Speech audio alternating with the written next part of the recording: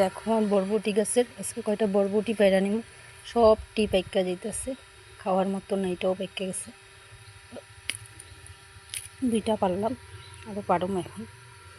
এদিকে আরও আছে, সবটি বড় হয়ে গেছে। ভাজা করে আলুম সবটিরে একসাথে।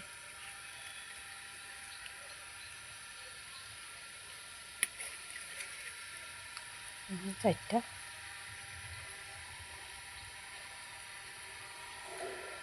রাখি। এটা কুয়া, নতুন কুয়া হয়েছে এটা।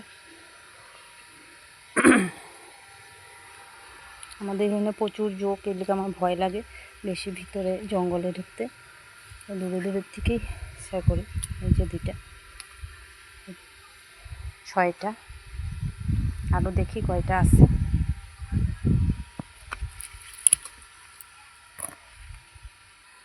এই যে একটা ছোট্ট, এটাও পেলাম, নাহলে ভাজি হইতেও কম হয়ে যাব। ছোট্টটাই পারো।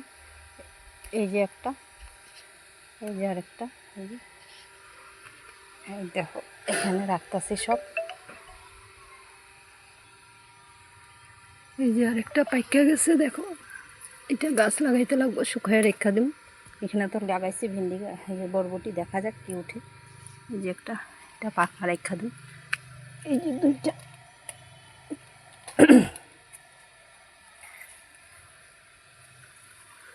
যে দুইটা, আর তো দেখা যান না।